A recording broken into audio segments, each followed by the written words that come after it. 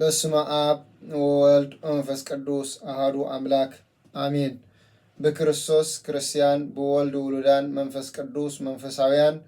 መፍቀርቲ ናይ እመቤታችን ናይ ዲና ቅድስት ድንግል ማርያም አማላድነት ተረዳእነት ናይ ኩሎም ሕሩያን እግዚአብሔር አምላክ ተአምኑ ትውከሉን ናይ እግዚአብሔር ቤተሰብ ከመይ ኣለኹም ከመይ ቀኒኹም አሜን። ስም ልዑልን ህያውን ዝኾነ እግዚአብሔር አምላክና ክብርን ምስጋናን አምልኾን ውዳሴን ንዑ ይብፅሓዮ። እሺ ከም ፈቃድ አምላክ ኣብ ዝሓለፈ ክፋልና ናይ ሓምሻይ ክፋል ከም ዝረአናዮ ሎም ድማ ሻድሻይ ክፋል ናይ ምስጢረ ስጋዌ ክንመሃር ኢና ማለት እዩ። ስለዚ ኣብቲ ናይ ሓምሻይ ክፋል እንታይ ኢና ርኢና ነርና ንኣዳም መን ከድሕኖ ይኽእል ዝብል ርኢና ነርና ማለት እዩ። እቲ ዝበለፀ መድሃኒት ዝበለፀ ኣተዓራቂ ዝበለፀ ኣማላዲ ዝብል ኢና ርኢና ነርና። ምክንያቱ መላእክትን ኣዳም ከድሕንዎ ይኽእሉ ዶ? መላእክቲ ረቂቃን ፍጥረት ኣምላኽ ከም ዝኾኑን ስጋ ብዘይ ምልባሶም ከዓ ንኣዳም ከድሕንዎ ከም ዘይክእሉን ነቲ ኣምላኽ ዝፈረዶ ፍርዲ ከዓ ከልዕሉ ከም ዘይክእሉን ፍጡራን ስለ ዝኾኑ ከልዕሉ ከም ዘይክእሉ ርኢና ነርና። ከምኡውን እግዚአብሔር ብዝሃቦም ፀጋ ነቢያት እውን ንኣዳም ከድሕንዎ ከም ዘይክእሉ ርኢና። ከምኡ ከዓ መስዋዕቲ ኦሪትን ሊቀ ካህናት ናይ ኦሪት ዘለዉ ካህናትን መስዋዕቲ ኦሪትን ንኣዳም ከድሕኖ ይኽእል ዶ ዝብል እውን ርኢና። እዚኦም እውን እቶም ሰባት እቲ ፍርዲ ኣምላኽ ናብኦም ዝተፈርደ ብምዃኑ ንሳቶም እውን ናይ ባዕሎም ንገዛ ርእሶም ናይ ሞት በራዩ ከም ዝኾኑ ከምኡ ከዓ እቲ መስዋዕቲ ከዓ ደማዊ ዝኾነ መስዋዕቲ ደማዊ ዝኾነ ነፍሲ ዘለዎ መስዋዕቲ ነቲ ህያው ነፍሲ ዘለዎ ኣዳም ዘርኡን ከድሕኖም ከም ዘይክእል ርኢና ማለት እዩ። ስለዚ ንኣዳም ከድሕኖ ዘለዎ መን እዩ ንዝብል ሕቶ እምበኣር ምክንያቱ እቲ ኣብ መንጎ ኣዳምን ኣብ መንጎ ኣምላኽን ዘሎ ፍርዲ ክስዕር ዝኽእል መን እዩ? ካብዚኦም ብዝበለፀ መን ከድሕን ይኽእል ዝብል ርኢና።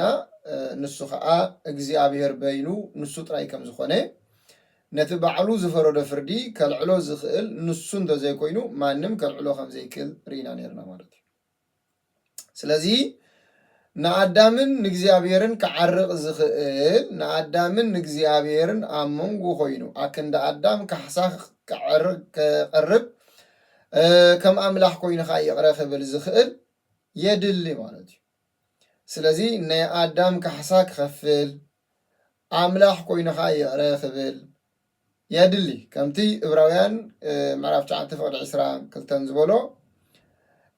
ከምቲ ሕጊ ሰሪዕዎ ዘሎ ብዘይ ምፍሳስ ደም ስርየት ሓጢአት የለን ከም ዝበሎ። ስለዚ ምፍሳስ ደም ክበሃል ከሎ ስጋ ዝለበሰ ኣምላኽ እግዚአብሔር ስጋ ክለብስ ምክንያቱ ደም ከፍስስ ነይርዎ ማለት እዩ። ስለዚ ደሙ ከፍስስ እንድሕር ኮይኑ ኣምላኽ ደም ስለ ዘይብሉ ናይ ኣዳም ደም ክለብስ ነይርዎ ናይ ኣዳም ስጋ ክለብስ ነይርዎ ማለት እዩ። ስለዚ መለኮትን ስጋን ናይ መለኮት ገንዘቡ ዝገበረ ናይ ስጋ ከዓ ገንዘቡ ዝገበረ ኣብ መንጎ ኣዳምን ኣብ መንጎ እግዚኣብሔርን መንጎኛ ኮይኑ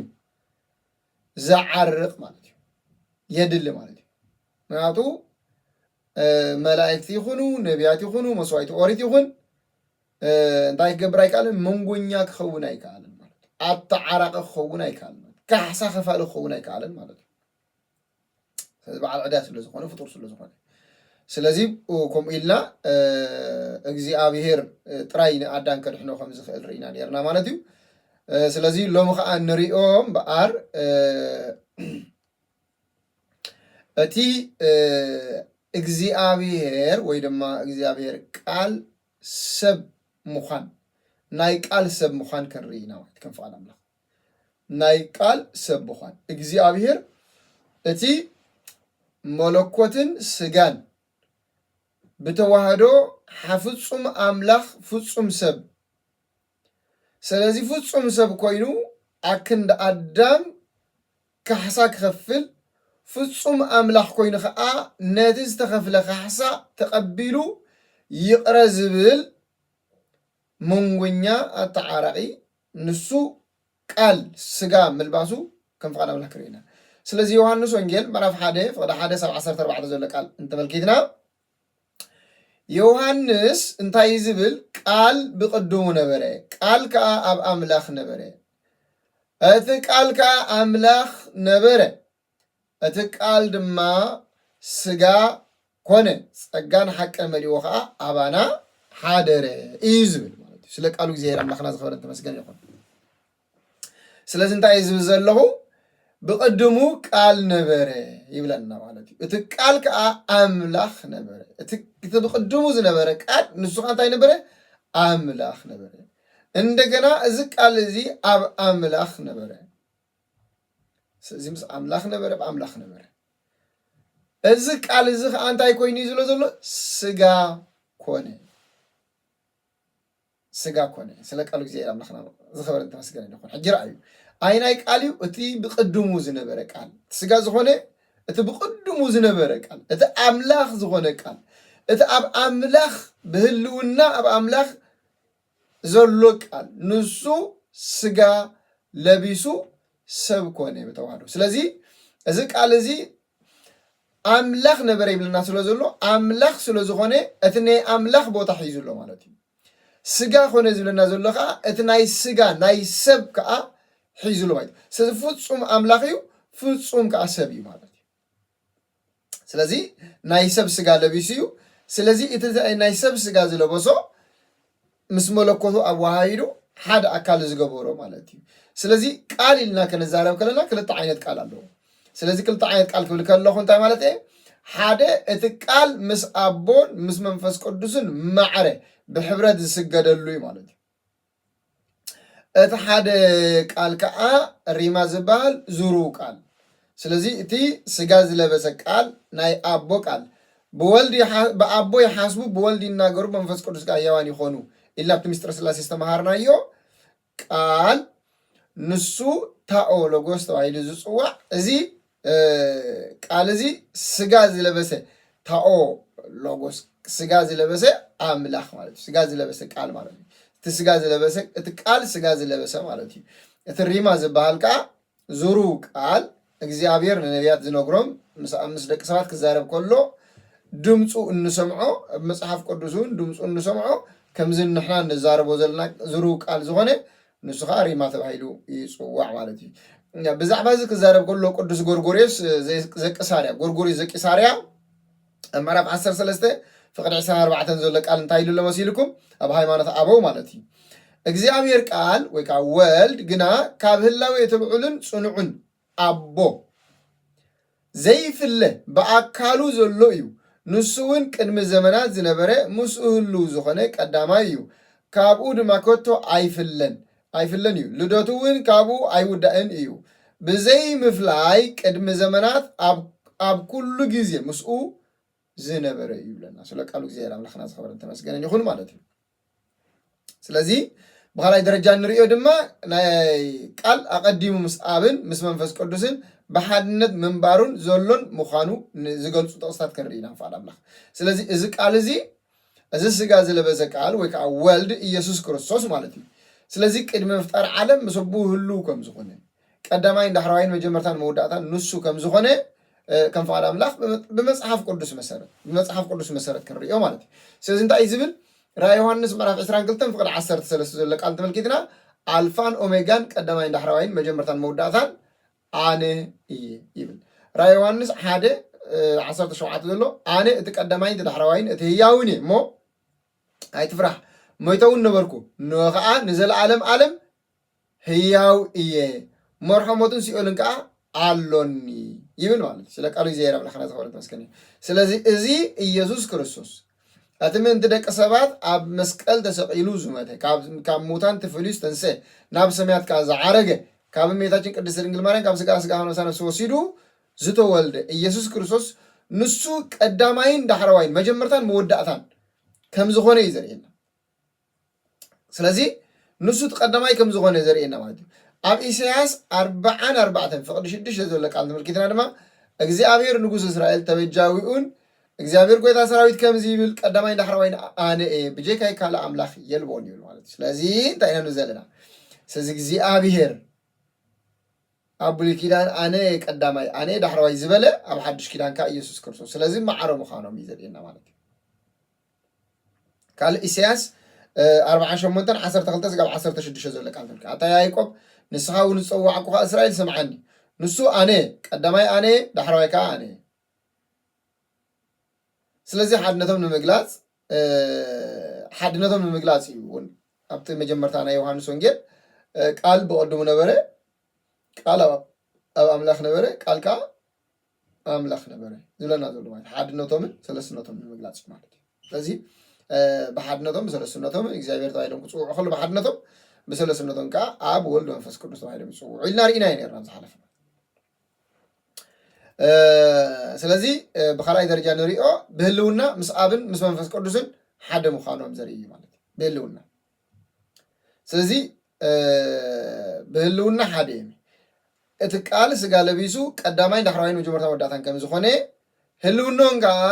ሓደ ኣብቲ ሓደ ህልዋን ከም ዝኾኑ ከዓ እንኳን ኣምላኽ ክንርኢ ማለት እዩ ስለዚህ ዮሐንስ ወንጌል ምዕራፍ 14 ካብ 6 እስካብ 10 ዘሎም ብቡ ኢየሱስ ካ መገድን ሓቅን ህይወትን ኣነ ብዘይበኣይ ሓደ እኳ ናብ ኣቦ ዝመጽእ የልዎን ኣነ ኣብ ኣቦ ከም ዘለኹ ኣቦውን ኣባይ ከም ዘሎ ዶ ኣይተኣምንን ኢኻ ይብል ስለ ቃሉ እግዚአብሔር ኣምላኽ ስለዚ ጎይታ ዓለም ኢየሱስ ክርስቶስ እንታይ ኢልዎም ደቂ መዛሙርቱ መንገድን ሓቅን ህይወትን ኣነ ብዘይበኣይ ከዓ ሓደ እኳ ናብ ኣቦ ዝመጽእ የለን ምስ በሎም ፊልጶስ ድማ እንታይ ኢልዎ ጎይታ ይኣኽለና ሕጂስ ኩሉ ነገር ኣርኢኻና ኢኻ ኩሉ ነገር ጌርካልና ኢኻ እሞ ይኣኽለና እንታይ ዳ ነቦ ጥራሕ ኣርኤና ኢሉ ፊልጶስ ክንዲ ዝኣክል ዘመን ምሳኻ ክነብር ከለኹ እዚ ስጋ ሕጂ ዳ ይፈልጥካኒ ኢኻ ኣነ ኣብ ኣቦ ከም ዘለኹ ኣቦ እውን ኣባይ ከም ዘሎ ዶ ኣይተኣምንን ኢኻ ኢልዎ ማለት እዩ ስለዚ ሓደ መጀመርታ ብዘይ ኢየሱስ ክርስቶስ ናብ ኣቦ ምብጻሕ ኣይከኣልን ስለዚ ብወልዲ ዘይኣምን ብኣቦ ከኣምን ኣይክእልን ብመንፈስ ቅዱስ ከኣምን ኣይክእልን ንወልዲ ዘይተቐበለ ኣምላኽ ይኣምን ኢሉ ክዛረብ ኣይክእልን ወልዲ ዘይብሉ ኣምላኽ የለን ወልዲ ዘይብሉ ኣብ መንፈስ ቅዱስን የለውን ማለት ወልዲ ግድን ክህልው ስለዚ ኣብ ወልድ መንፈስ ቅዱስ እንተ ኮይኖም ጥራይ ሙሉእ ኣምላኽ ተባሂሎም ክጽውዑ ሓደ ካብቲ ሓደ ፈሊኻ እንታሽም ጌርካየን ግን ኣምላኽ ኣይኮነን ማለት እዩ ስለዚ ብዘይ ወልድ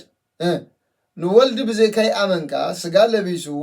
ኣብዛ ዓለም ምምፅኡ ከይኣመንካ ንኣቦ ይኣምነዮ ካ ንኣቦ ይፈልጦ ምባል ኣይከኣልን ስለዚ ብዘይበኣይ ናብ ኣቦ ክበፅሕ ዝኽእል ወላ ሓደ የለን ማለት እዩ ወልዲ ቃሎም እዩ ብዘይ ቃል ናይ ቃል ድምፂ ከይሰማዕካ ብዘይ ቃል ብዘይ ወልዲ ከዓ ንኣቦ ክስማዕ ኣይከኣልን ማለት እዩ ስለዚ እንታይ ኢሉ ሽዑ ኣነ ኣብ ኣቦ ህልው ከም ዝኾንኩ ኣቦኻ ኣባይ ህልው ከም ዝኾነ ኣነ ኣብ መንፈስ ቅዱስ ህልው ከም ዝኾነ መንፈስ ቅዱስን ኣባይ ህልው ከም ዝኾነ ዶይተኣምን ኢኻ እዩ ስለ ቃሉ እግዚአብሔር ኣምላኽና ዝኾነ ተመስገን ይኹን ስለዚ ጎርጎሬስ እንዚናዙ ድማ ቅዱስ ጎርጎሬስ እንዚናዙ እውን ኣብ ሃይማኖት ኣበው ምዕራፍ 6 ፍቅዲ 5 ዘሎ ቃል እንታይ እዩ ዝብል ሓደ እኳ ናይ መለኮት ሰለስተ ኣካላት ከጉድል ኣይድፈር እንታይ ዳ ስላሴ ብተዋህዶ ሓደ ህላዊ እዩ ደጊምና ሰለስቲኦም ኣካላት ብህላዊኦም ምዃኖም ነስተውዕል ካብ ህላዊ መለኮት ዝተፈለየ ኣካል የለን ኣብ ኣካላት እውን ብዘይምርመር ክብሪ ምትሕዋስ የለን ናይ ሰለስቲኦም ስልጣን ናይ ሰለስቲኦም ፍቓድ ሓደ እዩ ይብለና ስለ ቃሉ እግዚአብሔር ኣምላኽና ዝኸበረ ተመስገን ኣብዚያ ነስተውዕላ ደጊምና ሰለስቲኦም ኣካላት ብህላዊኦም ምዃኖም ነስተውዕል ብህላዊኦም ሓደ ምዃኖም ነስተውዕል ኣብ ህላዊ ከዓ ኣብ ህላዊ መለኮት ዝተፈልየ ኣካል የለን ኣብ ህላዊ መለኮት ዝተፈልየ ኣካል የለን ኣብ ኣካላት እውን ብዘይምርመር ክብሪ ምትሕዋስ የለን እዩ ብጣዕሚ ዝገርም ማለት ስለዚ ኣብ ስላሴ ምፍልላይ የለን ኣብ ኣካላቶም ካብ ምትሕዋስ የለን ኣብ ህላዊኦም ምፍልላይ የለን ኣብ ኣካላቶም ድማ ምትሕዋስ የለን ስለ ቃሉ እግዚአብሔር ኣምላኽና ዝኸበረን ተመስገን ይሁን ስለዚ ህልውናኦም ሓደ ከም ዝኾኑ እዩ ዝነግረና ስለ ቃሉ እግዚአብሔር ኣምላኽና መበል 5 ንሪኦ ቃል ንምንታይ ሰብ ኮይኑ ዝብል ቃል ንምንታይ ሰብ ኮይኑ ሕጂ ቃል ንምንታይ ሰብ ኮይኑ እንተይልና መጀመርታ ነቲ ብስጋን ነፍስን ዝሞተ ሰብ ንምድሓን ሰብ ኮነ ማለት እዩ ስለዚ ኣዳም ብዘጥፍኦ በደል ፍርዱ ኣብ ልዕሊኡ ምስ ተፈርደ ፍርዲ ኣምላኽ ቅኑዕ ስለ ዝኾነ ፍርዱ ክፍፀም ስለ ዘለዎ ናይ ኣምላኽ ፍርዲ ዘይስዓር ስለ ዝኾነ ቅኑዕ ስለ ዝኾነ ፍርዱ ኣብ ደቂ ሰባት ክፍፀም ኣለዎ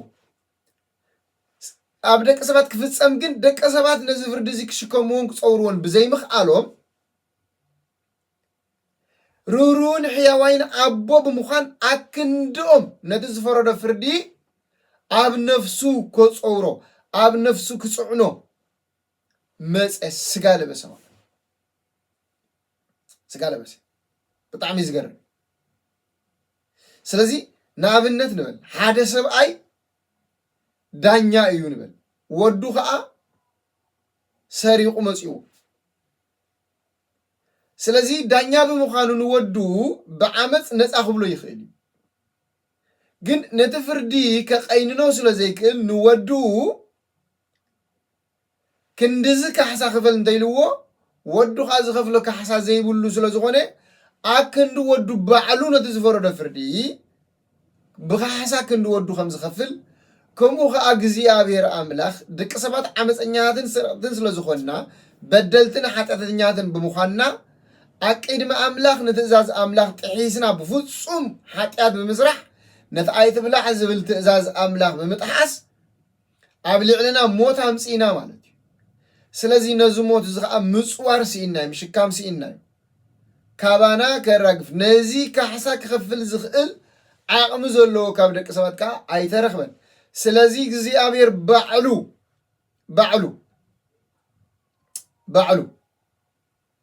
ነቲ ዝፈረዶ ፍርዲ ኣብ ክንዲ ደቂ ኣዳም ኮይኑ መከራ ፀጊቡ ንሕማምና ንጭንቅና ንመከራና ንኩሉ ንሞትና ክስዕር ንዑ ተሸኪሙ ኣብ መስቀል ውዒሉ ማለት እዩ ስለ ቃሉ እግዚኣብሔር ኣምላኽና ዝኸበረን እዚ ተቐዳማይ እዩ እቲ ካልኣይ ከዓ ደቂ ሰባት ነታኦም ክበልዕዋ ከለዉ ኣምላኽነት ስለ ዝደለዩ ንግስነት ስለ ዝደለዩ ኩሉ ምፍላጥ ንኩሉ ንምርኣይ ምስ ኣምላኽ ክመዓራረዩ ስለ ዝደለዩ ፍድሌታቶም ከፍፅም ከዓ እግዚኣብሔር ስጋ ለቢሱ ማለት ስለዚ እቲ ስጋ ካብ ኣዳም ዝለበሶ ስጋ ፍፁም ሰብን ፍፁም ኣምላኽን ኮይኑ ማለት እዩ ስለዚ ኣምላኽነት ዝተመነየ ኣዳም እግዚኣብሔር ኣምላኽነት ክህቦ ሰብ ኮነ ማለት ዝኾነ ሰብ ክርስቶስ ካብ መለኮት ዕሩቕ ሰብ ከም ዝኾነ ከይኣምን ካብ ምድሓን ከይንደልፅ ከመይሲ ብሞት ሰብ ጥራሕ ዓለም ኣይትድሕንን እያ ይብል ቅዱስ ባሲልዮስ ኣብ ሃይማኖት ኣበው 32:5 ዘለቀ ስለዚ ዝኾነ ሰብ ክርስቶስ ዕሩቕ ብእሲ ሰብ ጥራሕ እዩ ኢሉ ኣይእመን ካብ መለኮት ዘይብሉ ኢሉ ኣይእመን ምክንያቱ ዓለም ብዘይ መለኮት ብናይ ሰብ ደም ክትድሕን ኣይትኽእልን